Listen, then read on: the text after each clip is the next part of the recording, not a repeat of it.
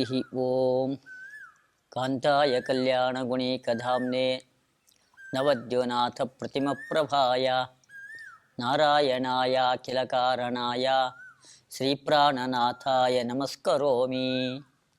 ತಪಸ್ವಾಧ್ಯಾಯ ಶುಶ್ರೂಷಾ ಕೃಷ್ಣಪೂಜಾರತಂ ಮುನಿಂ ವಿಶ್ವೇಶಮಿಷ್ಟದಂ ವಂದೇ ಪರಿವ್ರಾಟ್ ಚಕ್ರವರ್ತಿನಂ. ಆಚಾರ್ಯರ ವೈಭವ, ಅವರ ವಿದ್ಯೆ, ಅವರ ತಪಸ್ಸು, ಅದನ್ನೆಲ್ಲ ವಿಸ್ತಾರವಾಗಿ ವರ್ಣನೆ ಮಾಡ್ತಾ ಬಂದು ಆಚಾರ್ಯರ ಸಾಕ್ಷಾತ್ ಶಿಷ್ಯಂದ್ರಗಳು ಅವರು ಎಂಥ ತಪಶ್ಶಕ್ತಿಯನ್ನು ಹೊಂದಿದ್ರು, ಅವರೆಂಥ ವಿದ್ಯೆಯನ್ನು ಹೊಂದಿದ್ರು ಅಂತ ನಿರೂಪಣೆ ಮಾಡಿ, ಆಚಾರ್ಯರ ಶಾಸ್ತ್ರ ಅದು ಮೋಕ್ಷವನ್ನು ನೀಡ್ತಕ್ಕಂತಹ ಶಾಸ್ತ್ರ. ಅದೊಂದು ದೊಡ್ಡ ಸಮುದ್ರ.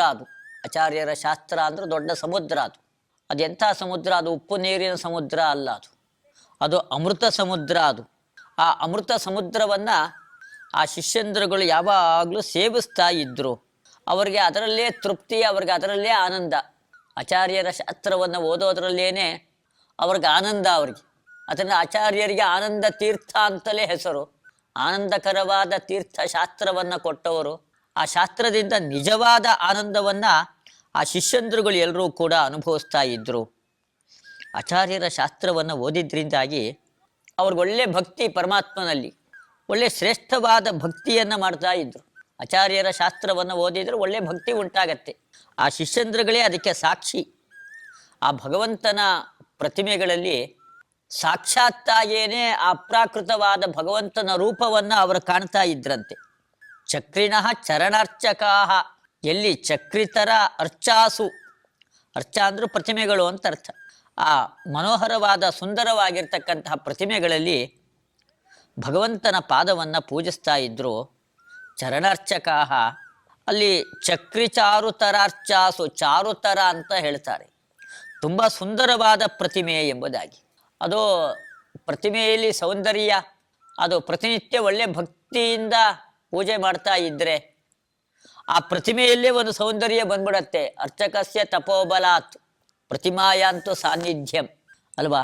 ಅದರಿಂದ ಒಳ್ಳೆ ಭಕ್ತಿಯಿಂದ ಅವರು ಪೂಜೆ ಮಾಡ್ತಾ ಇದ್ರು. ಆದರೆ ಆ ಪ್ರತಿಮೆಯಲ್ಲೂ ಅಂಥ ಒಂದು ಸೌಂದರ್ಯ ಎದ್ದು ಕಾಣಿಸ್ತಾ ಇತ್ತಂತೆ. ಹೀಗೆ ಭಗವಂತನನ್ನು ಕಂಡಿರ್ತಕ್ಕಂಥವ್ರು ಆಚಾರ್ಯರ ಶಿಷ್ಯಂದ್ರಗಳು. ಆದ್ದರಿಂದ ಆ ಪ್ರತಿಮೆಗಳೆಲ್ಲ ಸಾಕ್ಷಾತ್ತಾಗಿ ಪರಮಾತ್ಮನನ್ನೇ ಕಂಡು ಅವರೆಲ್ಲ ಪೂಜೆಯನ್ನು, ಭಗವಂತನ ಆರಾಧನೆಯನ್ನು ಅವರು ಮಾಡ್ತಾ ಇದ್ದರು.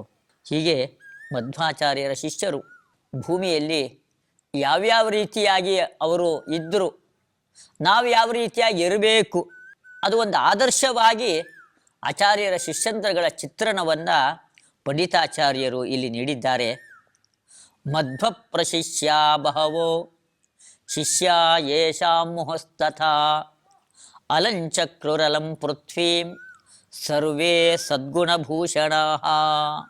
ಸರ್ವೇ ಸದ್ಗುಣಭೂಷಣಾಃ, ಆಚಾರ್ಯರ ಶಿಷ್ಯಂದ್ರಗಳು ಅವರೆಲ್ಲ. ಆಮೇಲೆ ಯೇಷಾಂ ಶಿಷ್ಯಾಃ, ಆ ಶಿಷ್ಯರ ಶಿಷ್ಯಂದ್ರಗಳು, ಪ್ರಶಿಷ್ಯರುಗಳು, ಅವರೆಲ್ಲರೂ ಕೂಡ ಒಳ್ಳೆ ಗುಣಭೂಯಿಷ್ಠರಂತೆ.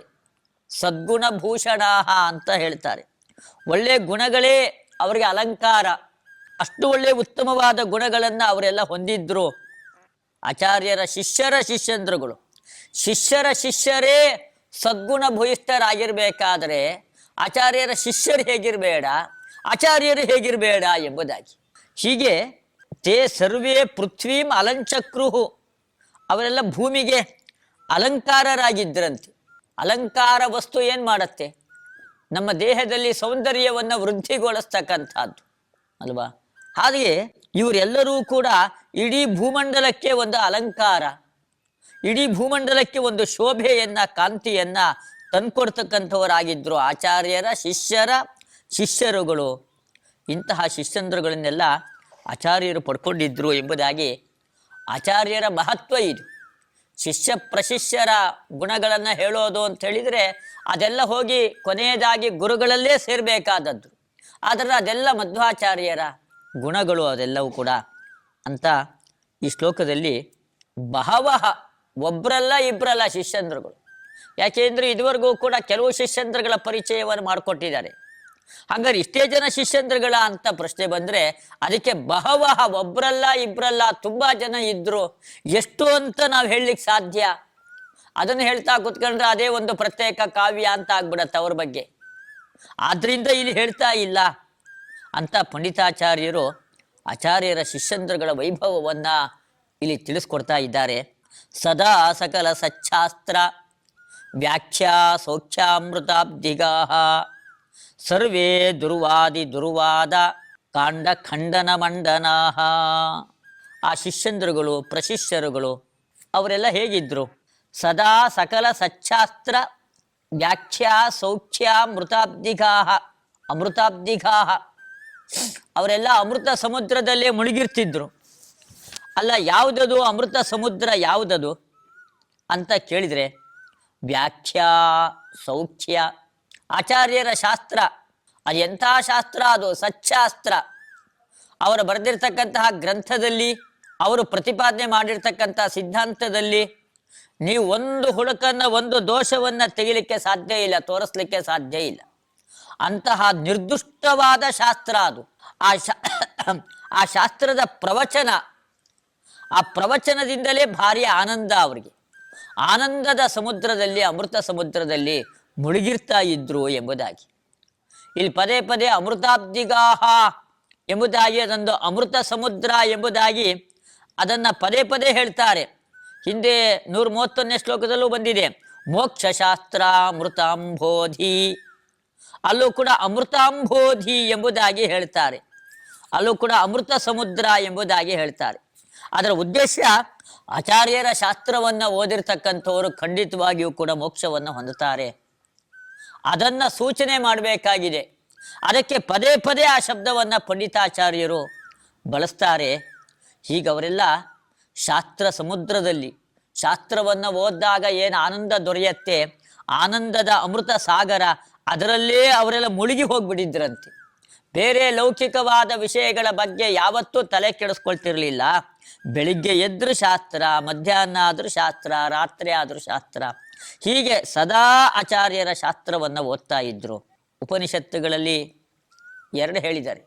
ವಿದ್ಯೆಯ ಅಮೃತಮಶ್ನುತೆ, ಅವಿದ್ಯೆಯ ಮೃತ್ಯುಂ ತೀರ್ತ್ವ.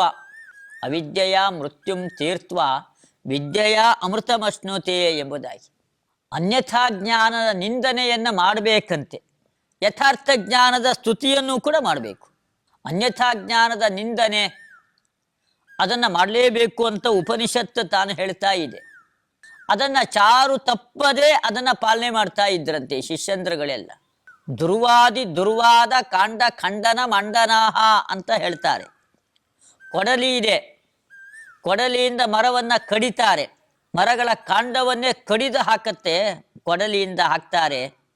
ಹಾಗೆ ಇವರು ಕೂಡ ದುಷ್ಟಶಾಸ್ತ್ರಗಳು, ದೇವರೇ ಇಲ್ಲ ಎಂಬುದಾಗಿ ಹೇಳ್ತಕ್ಕಂಥ ನಾಸ್ತಿಕ್ಯವಾದ, ಅದೇ ಮೊದಲಾಗಿರ್ತಕ್ಕಂಥ ಶಾಸ್ತ್ರಗಳು. ಆ ಶಾಸ್ತ್ರಗಳೆಂಬತಕ್ಕಂತಹ ಮರದ ಕಾಂಡಗಳನ್ನು ಇವರು ತುಂಡರಿಸ್ತಾ ಇದ್ರಂತೆ. ಕಾಂಡ ಖಂಡನ ಮಂಡನಾಹ ಎಂಬುದಾಗಿ ಹೇಳ್ತಾರೆ. ಈ ದುಷ್ಟಶಾಸ್ತ್ರಗಳನ್ನು ನಿರಾಕರಣೆ ಮಾಡೋದು ಅವರಿಗೆ ಒಂದು ಮಂಡನ, ಅವ್ರಿಗೊಂದು ಅಲಂಕಾರ ಅಂತ. ಯಾಕೆ? ಉಪನಿಷತ್ತು ಹೇಳಿದೆಯಲ್ಲ, ಅದರ ಉಪನಿಷತ್ತಿನ ಮಾತಿನಂತೆ ಅವರು ನಡ್ಕೊಳ್ತಾ ಇದ್ರು. ಅನ್ಯಥಾ ಜ್ಞಾನದ ನಿಂದನೆಯನ್ನು ಮಾಡ್ತಾ ಇದ್ರು. ಯಥಾರ್ಥ ಜ್ಞಾನವನ್ನು ಶಿಷ್ಯಂದ್ರಗಳಿಗೆ ತಂದುಕೊಡ್ತಾ ಇದ್ರು. ಆ ತತ್ವಜ್ಞಾನ ಉಂಟಾಗುವಂತೆ ಅವರಿಗೆಲ್ಲರಿಗೂ ಕೂಡ ಉಪದೇಶವನ್ನು ಕೂಡ ತಮ್ಮ ಶಿಷ್ಯಂದ್ರಗಳಿಗೆ ಮಾಡ್ತಾ ಇದ್ರು.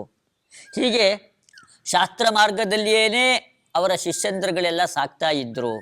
ಭೂರಿ ಭಕ್ತಿ ಭರ ಕೇಚಿತ್ ಅಪ್ಯಲ್ಪ ಶ್ರುತಿ ಸಂಪದ, ಅಪ್ಯಲ್ಪ ಶ್ರುತ ಸಂಪದ, ಅಪ್ಯಲ್ಪಬೋಧ ಅಪರೇ ಬಹುಶ್ರುತ ಮಹಾಗುಣಾ. ನಾವು ಲೋಕದಲ್ಲಿ 2 ವಿಧರಾದ ಮಂದಿಗಳನ್ನು ನೋಡ್ತೀವಿ.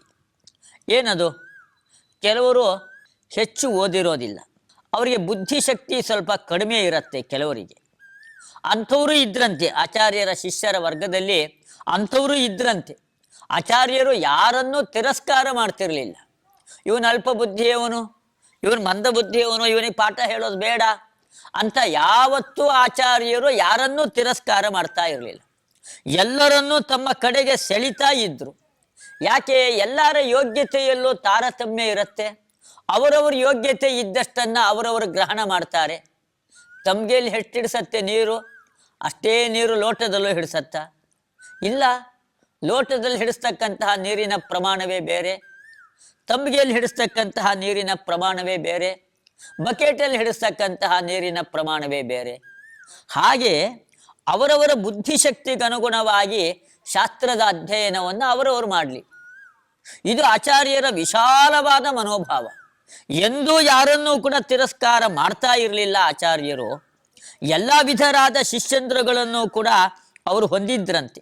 ಆ ಶಿಷ್ಯಂದ್ರಗಳು ಬುದ್ಧಿಶಕ್ತಿ ಸ್ವಲ್ಪ ಕಡಿಮೆ ಇರೋರಾಗಿರಬಹುದು ಕೆಲವರು ಶಾಸ್ತ್ರ ಶ್ರವಣವನ್ನೇ ಕಡಿಮೆ ಮಾಡಿದವರು ಆಗಿರಬಹುದು. ಆದರೆ ಎಲ್ಲರಲ್ಲೂ ಕೂಡ ಗಮನಿಸಬೇಕಾಗಿರ್ತಕ್ಕಂಥ ಒಂದು ಗುಣ ಇತ್ತಂತೆ. ಅದೇನದು ಆ ಗುಣ ಇದ್ದಿದ್ದು ಅಂತ ಹೇಳಿದರೆ, ಭೂರಿ ಭಕ್ತಿ ಭರಾಹ ಬಹುಶ್ರುತ ಮಹಾಗುಣಾಹ. ಎಲ್ಲರಲ್ಲೂ ಅತಿಶಯವಾದ ಶ್ರದ್ಧೆ, ಆಚಾರ್ಯರ ಶಾಸ್ತ್ರವನ್ನು ಓದಬೇಕು ಅಂತನೋ ಶ್ರದ್ಧೆ. ಆ ಆಚಾರ್ಯರು ಅದಕ್ಕೆ ಬೆಲೆ ಕಟ್ತಾ ಇದ್ರು. ಅವನು ಎಷ್ಟು ಓದ್ತಾನೆ, ಎಷ್ಟು ಬುದ್ಧಿ ಚುರುಕಾಗಿದೆ, ಎಷ್ಟು ಗ್ರಹಣ ಮಾಡ್ತಾನೆ, ಅದಕ್ಕೆ ಆಚಾರ್ಯ ಬೆಲೆ ಕಟ್ತಾ ಇರಲಿಲ್ಲ.